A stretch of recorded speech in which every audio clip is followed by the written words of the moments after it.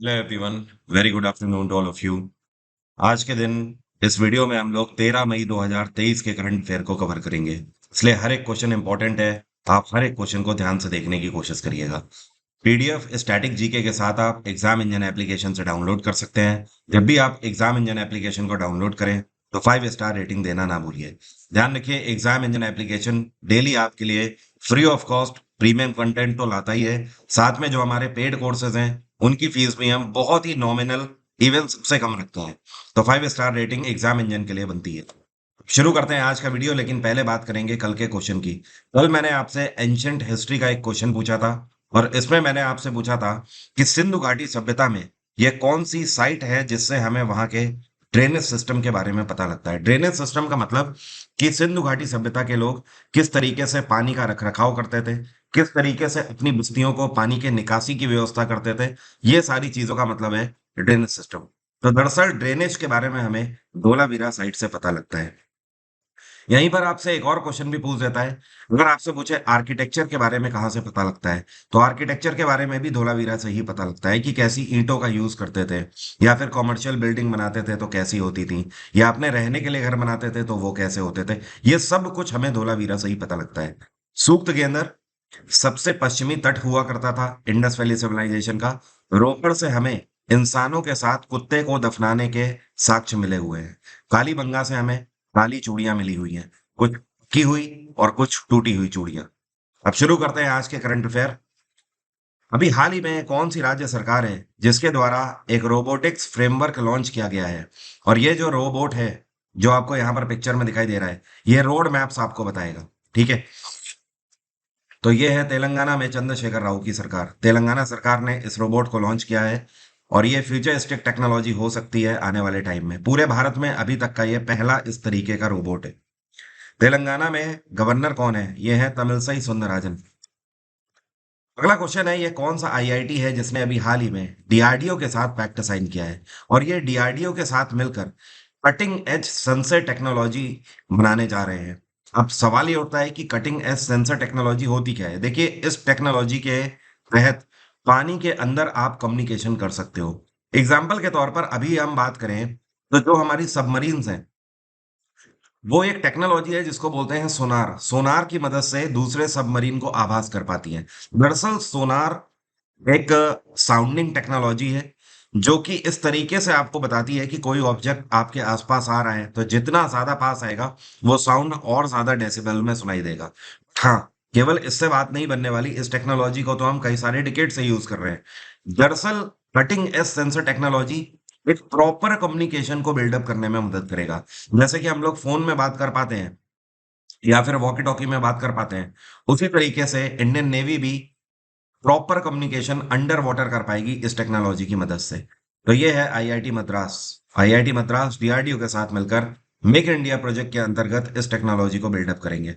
हालांकि अभी initial level पर ये अंदाजा लगाया जा रहा है कि इस टेक्नोलॉजी को बनाने में काफी पैसे लग सकते हैं, लेकिन हाँ, एक बार अगर हमने टेक्नोलॉजी बिल्डअप कर ली तो उसके बाद हम इसे एफिशिएंट लेवल पर भी, ग्राउंड लेवल पर मोनेटाइज कर पाएंगे। सेकेंड थिंग, डीआरडीओ की स्थापना 1958 में करी गई थी। डीआरडीओ का हेडक्वार्टर है नई दिल्ली और इसके चेयरपर्सन है समीर वी कामत। कौन है? समीर वी कामत। अगला क्वेश्चन है, यह कौन सा इंस्टीट्यूट है जिसने अभी हाल ही में एक ऐसा फेस मास्क बनाया है जो कि बीमारियों को डिटेक्ट कर सकता है। जी हाँ, ये एक सर्जिकल, आपको देखने में सर्जिकल मास्क की तरह ही लगेगा, लेकिन इसके अंदर ये जो आपको लगी हुई डिवाइस दिखाई दे रही है, तो ये जो डिवाइस है ये आपकी इलनेस, बीमारियों के बारे में तुरंत डिटेक्ट करके बता देगी। तो ये है बीआईटीएस हैदराबाद। यहाँ पर बीआईटीएस का मतलब है Birla institute of technology and science. देखिए, ये जो सेंसर है ये किस तरीके से काम करता है समझिएगा। ये ब्लड ऑक्सीजन का लेवल डिटेक्ट कर लेगा, ठीक है, ब्रीथ रेट आपकी डिटेक्ट कर लेगा। आपको ये मास्क लगाना है और ये सारी चीजें पता है आपके ब्रीथ पैटर्न से ही पता करेगा। अब जैसे मान लीजिए कोई अस्थमेटिक पर्सन है, तो उसका जो ब्रीथ पैटर्न है वो तुरंत बदल जाता है। जैसे मान लीजिए कोई व्यक्ति लंग्स से रिलेटेड किसी प्रॉब्लम से जूझ रहा है, उसका ब्रीथ पैटर्न अपने आप बदल जाएगा। मान लीजिए कि ब्लड ऑक्सीजन से रिलेटेड कोई प्रॉब्लम है, तो भी उसका ब्रीथ पैटर्न बदल जाएगा। बॉडी टेम्परेचर अगर कम या ज्यादा है तो भी आपको पता होना चाहिए, ब्रीथ टेम्परेचर वहां पर भी मेन रोल निभाता है। इवन कभी भी आप ध्यान दीजिएगा, कोई सोता हुआ व्यक्ति है और जगता हुआ व्यक्ति है, उसका भी ब्रीथ पैटर्न बदल जाता है। तो अल्टीमेटली ये सारी चीजें म्यूचुअली कनेक्टेड है, किससे? ब्रीथ पैटर्न से। तो ये जो मास्क है, ये आपके ब्रीथ पैटर्न को आइडेंटिफाई करता है और उसके बाद ये बताएगा कि लंग्स रिलेटेड प्रॉब्लम है या हार्ट से रिलेटेड प्रॉब्लम है या फिर आपको कोई रेस्पिरेटरी अनदर डिसीज है। तो ये बनाया है किसने? बीआईटीएस हैदराबाद ने। अभी हाल ही में प्रधानमंत्री सुरक्षा बीमा योजना, प्रधानमंत्री जीवन ज्योति बीमा योजना और अटल पेंशन योजना, इन तीनों योजनाओं को 9 मई के दिन 8 साल पूरे हो गए हैं। क्या आप बता सकते हो प्रधानमंत्री नरेंद्र मोदी ने साल 2015 में इन तीनों योजनाओं को कौन से राज्य से लागू किया था? तो पीएम नरेंद्र मोदी ने इसको लागू किया था कलकत्ता से, मतलब पश्चिम बंगाल से। ये जो तीनों योजनाएं हैं, ये अभी तक सफलतापूर्वक चल रही हैं। करोड़ों लोगों को इन योजनाओं का फायदा मिल चुका है। इसके अलावा भारत सरकार की एक और योजना है जिसका नाम है एम।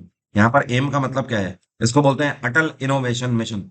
तो ये जो अटल इनोवेशन मिशन है, ये आने वाली जो युवा पीढ़ी है, जो एंटरप्रेन्योरशिप में जाना चाहते हैं, उनको इनोवेशन के लिए चांस देता है। मतलब सरकार अपने खर्चे पर आपको रिसर्च एंड डेवलपमेंट कराती है इसके तहत। बाकी अगर बात करें पश्चिम बंगाल की, तो ममता बनर्जी की सरकार है, आपको पता ही है। और अभी कुछ टाइम पहले ममता बनर्जी ने अपनी पार्टी, जो इनकी पार्टी है तृणमूल कांग्रेस, उसके सेक्रेटरी जनरल के रूप में किसको अपॉइंट किया था? तो ये इनके भतीजे हैं अभिषेक बनर्जी, जिनको अपॉइंट किया गया था। अभी हाल ही में ये कौन सा स्मॉल फाइनेंस बैंक है जिसने रुपए के साथ पैक्ट साइन किया है और इनके साथ ये मिलकर एक कैशबैक रुपए क्रेडिट कार्ड लॉन्च कर रहे हैं? तो ये है एयू स्मॉल फाइनेंस बैंक।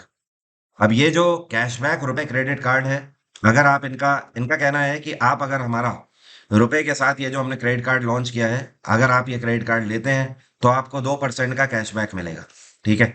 इतना ही नहीं, आपको 48 दिन का इंटरेस्ट फ्री क्रेडिट भी मिलेगा। मतलब आमतौर पर ज्यादातर बैंक जो है आज की डेट में, वो आपको 45 दिन का मार्जिन देते हैं कि आप उनके क्रेडिट कार्ड से कुछ भी खर्चा करिए और अगले 45 दिन तक आपको इंटरेस्ट फ्री क्रेडिट मिलेगा। मतलब आपको 1 रुपया भी एक्स्ट्रा नहीं देना है।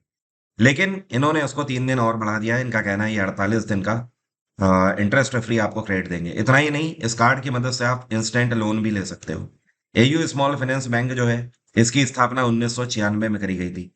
इसका हेडक्वार्टर है जयपुर और इस टाइम पे इसके चेयरपर्सन है राज विकास वर्मा। कौन है? राज विकास वर्मा। इसका सीईओ है Sanjay Agarwal. Reserve Bank of India का जो गोल्ड रिजर्व है, यह भी कितने प्रतिशत तक बढ़ गया है? और बढ़ के 794.64 टन हो गया है पिछले 1 साल में। तो आरबीआई का जो गोल्ड रिजर्व है, इसमें बढ़ोतरी हुई है 4.5% की। और यहाँ पर एक चीज और ध्यान रखिएगा, अभी हाल ही में डब्ल्यूजीसी की रिपोर्ट आई है, वर्ल्ड गोल्ड काउंसिल की। इस रिपोर्ट के तहत यह बताया गया है कि जनवरी से लेकर मार्च 2023 में, मतलब ये 3 महीनों में, आरबीआई ने 7 मीट्रिक टन गोल्ड को अपने रिजर्व में ऐड किया है। और अगर बात करें कि पूरे पिछले 1 साल में कितना टन में रोज हुआ है, ये तो बात हो गई कि टोटल कितना है आरबीआई के पास। अगर बात करें पिछले 1 साल में कितना आरबीआई ने बढ़ाया है सोना, तो 34.22 मीट्रिक टन। ठीक है। तो डब्ल्यूजीसी मतलब वर्ल्ड गोल्ड काउंसिल का कहना है कि 34 मीट्रिक टन में से 7 मीट्रिक टन इस फाइनेंशियल ईयर के लास्ट 3 मंथ्स में ऐड किया गया है। वर्ल्ड गोल्ड काउंसिल, जिसकी स्थापना 1987 में करी गई थी, इसका हेडक्वार्टर है लंदन। आरबीआई की स्थापना 1935 में करी गई थी। इसका राष्ट्रीयकरण 1949 में हुआ था। आरबीआई का हेडक्वार्टर है मुंबई और इसके गवर्नर हैं शक्तिकांत दास। शक्तिकांत दास 2023 के गवर्नर ऑफ द ईयर भी डिक्लेयर किए गए। अभी हाल ही में भारत की सबसे बड़ी एनबीएफसी, एनबीएफसी का मतलब क्या है? जिसको बोलते हैं नॉन बैंकिंग फाइनेंशियल कंपनी। और ये कंपनी कौन सी है? Power finance corporation. तो कहने का मतलब यह है कि भारत की सबसे बड़ी non banking financial company power finance corporation में पहली बार कोई महिला को चेयरपर्सन के रूप में अपॉइंट किया गया है। इनका नाम क्या है? तो ये है परमिंदर चोपड़ा। तो परमिंदर चोपड़ा अब पदभार संभाल रही हैं पावर फाइनेंस कॉर्पोरेशन का। ऐसा नहीं है कि ये अभी पावर फाइनेंस कॉर्पोरेशन से जुड़ी है, ये 2005 से इसके साथ काम कर रही है। और 2020 में अभी इनको सीएफओ के रूप में अपॉइंट भी किया गया था और बोर्ड ऑफ डायरेक्टर में भी शामिल किया गया। तो कहने का मतलब यह है कि ये पावर सेक्टर के साथ, इस कंपनी के साथ तो 2005 से जुड़ी हुई है पावर सेक्टर में, 35 साल का इनका तजुर्बा है और अब ये संभालेंगी पावर फाइनेंस कॉर्पोरेशन को। आपको याद होगा पिछले 2 दिन में मैंने आपको बताया था कि अभी हाल ही में बैंक ऑफ इंडिया के नए एमडी बनाए गए हैं। ये कौन है? ये है रजनीश कर्नाटक। नाम इनका ध्यान रखिएगा, रजनीश कर्नाटक। ठीक है। एलआईसी के नए चेयरपर्सन कौन बनाए गए हैं? सिद्धार्थ मोहंती। अभी हाल ही में बैडमिंटन एसोसिएशन ऑफ इंडिया के टेक्निकल ऑफिशियल कमेटी के चेयरपर्सन कौन अपॉइंट किए गए हैं? तो ये हैं उमर राशिद। अब ये चेयरपर्सन होंगे बैडमिंटन एसोसिएशन ऑफ इंडिया के टेक्निकल ऑफिशियल कमेटी के। बैडमिंटन एसोसिएशन ऑफ इंडिया की स्थापना 1934 में करी गई थी। इसका हेडक्वार्टर है नई दिल्ली और इसके प्रेसिडेंट है हिमांता विश्व शर्मा। जी हाँ, ये वही हैं जो कि आसाम के मुख्यमंत्री। अगला क्वेश्चन है, अभी हाल ही में लॉरेंस वर्ल्ड स्पोर्ट्स अवार्ड 2023 में स्पोर्ट्समैन ऑफ द ईयर कौन डिक्लेयर किए गए हैं? तो ये है लियोनेल मेसी। पूरी दुनिया इन्हें जानती है। और इतना ही नहीं, लियोनेल मेसी पूरे दुनिया में पहले फुटबॉलर ही नहीं, पहले एथलीट बन चुके हैं जिन्होंने एक ही वर्ष में sportsman of the year award जीता है और साथ में world team of the year award भी इन्होंने जीता है। अर्जेंटीनी खिलाड़ी हैं और अर्जेंटीना ने 2022 का कोपा अमेरिका भी अपने नाम किया और इतना ही नहीं, फीफा वर्ल्ड कप भी अपने नाम किया फ्रांस को हराकर। तो ये सारी चीजों के साथ लियोनेल मेसी 2022 से 23 तक पूरे रूप से छाए हुए हैं। इसके अलावा अगर आपसे पूछा जाए world breakthrough of the year award किसको दिया गया है, तो कार्लोस अल्कराज को यह अवार्ड दिया गया है। And apart from this, world comeback of the year का अवार्ड यह है क्रिस्टियन एरिक्सन। क्या नाम है? Christian Eriksen. अभी हाल ही में ये कौन सी कंपनी है जो कि इंटरनेशनल क्रिकेट काउंसिल, जिसको आईसीसी बोलते हैं, आईसीसी के ग्लोबल स्पॉन्सर बन गए हैं और इन्होंने रिप्लेस कर दिया है भारत पे को? तो ये कंपनी है मास्टर कार्ड, अमरीकी कंपनी है। अभी तक आईसीसी के ग्लोबल स्पॉन्सर भारत पे थे। पिछले टाइम में अगर बात करें तो 2021 में भारत पे को ग्लोबल स्पॉन्सर बनाया था आईसीसी ने। जनरली आईसीसी 3 साल के लिए कांटेक्ट करती है, लेकिन इनको 2 साल में ही रिमूव कर दिया है 2023 में ही। और अब मास्टर कार्ड से इन्होंने 4 साल का पैक्ट साइन किया है। पूरा एग्रीमेंट ये 4 साल का है। आईसीसी की स्थापना 1909 में करी गई थी। आईसीसी का हेडक्वार्टर है दुबई और इसके चेयरपर्सन कौन है? ग्रेग ब्रैकली। ठीक है। और अगर भारत पे की बात करें तो इसके ब्रांड एम्बेसडर सलमान खान है। नाम ध्यान रखिएगा। और मास्टर कार्ड ये एक अमेरिकी फाइनेंस कंपनी है। पूरे दुनिया में इवन अगर बात करें पेमेंट गेटवेज में, तो आई थिंक सबसे ज्यादा सब्सक्राइबर इन्हीं के पास है। 1966 में स्थापना करी गई थी। हेडक्वार्टर है न्यूयॉर्क और इसके सीईओ है मास्टर कार्ड के मिशेल माइबाक। क्या नाम है? मिशेल माइबाक। ठीक है, माइबाप नहीं है, माइबाक है, ध्यान रखिएगा। वर्ल्ड ल्यूपस डे अभी हाल ही में कौन से दिन मनाया गया? तो वर्ल्ड ल्यूपस डे 10 मई को मनाया गया। ठीक है। और इस बार थीम क्या थी? Make lupus visible. ल्यूपस आपको पता है क्या होता है? ये एक ऐसी बीमारी होती है जिसमें व्यक्ति का जो इम्यून सिस्टम होता है वो अपने ही टिश्यूज को अटैक करने लगता है, मतलब अपने टिश्यूज को ही डैमेज करने लगता है। अब ऐसे में क्या होता है, स्किन रैशेज हो जाती हैं और जॉइंट्स में बहुत ज़्यादा पेन होता है, फीवर भी आ सकता है। Even kidney, heart, lungs, brain, इन सभी में से किसी के भी ऑर्गन टिश्यूज डैमेज हो सकते हैं। इसकी खास बात यह है, या आप बोल सकते हो इसकी बुरी बात यह है कि जल्दी से विजिबल नहीं होती है। ठीक है। अगला क्वेश्चन है, नेशनल टेक्नोलॉजी डे कौन सा दिन मनाया गया? तो नेशनल टेक्नोलॉजी डे भारत में हर वर्ष मनाया जाता है 11 मई को, क्योंकि पूरे दुनिया की नाक के नीचे से 1998 में पोखरण की रेंज 2 में भारत ने एक दो नहीं बल्कि 5 सफलतापूर्वक न्यूक्लियर बॉम्ब टेस्ट किए थे, प्रधानमंत्री अटल बिहारी वाजपेयी की लीडरशिप के अंतर्गत। और उस टाइम पर भारत ने पूरे दुनिया को अपनी ताकत का लोहा मनवा दिया था। तो ये जो दिवस है 11 मई, इसको हम लोग नेशनल टेक्नोलॉजी डे के रूप में मनाते हैं। इतना ही नहीं, इस दिन एक हमारा इंडिजिनस एयरक्राफ्ट है जिसका नाम है हंसा 3। क्या नाम है? हंसा 3। इसका भी सफलतापूर्वक परीक्षण किया गया था बैंगलोर में। सो इस दिन की इंपॉर्टेंस ये है। अब मेरा आज का क्वेश्चन आपसे, आप में से कितने लोग बता सकते हैं जो गीता गोपीनाथ हैं, ये इनमें से कौन सी ऑर्गेनाइजेशन की डेप्यूटी मैनेजिंग डायरेक्टर हैं? कमेंट बॉक्स में जल्दी से लिखकर बताइए।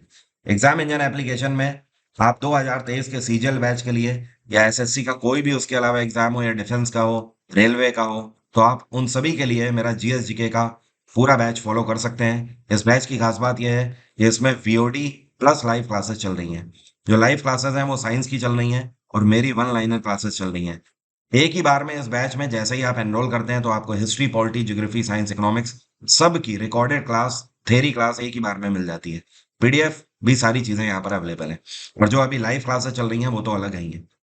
और पॉलिटी का जो बैच है, आप ये रिकॉर्डेड या हिस्ट्री का जो रिकॉर्डेड बैच है, इन सभी को अवेल कर सकते हैं एग्जाम इंजन से।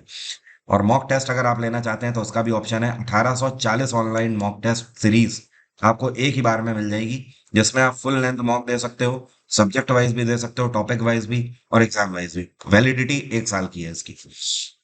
आज की बात यहीं तक रहेगी। Thank you so much. Have a nice day. Take care. Bye bye. आपका दिन मंगलमय हो।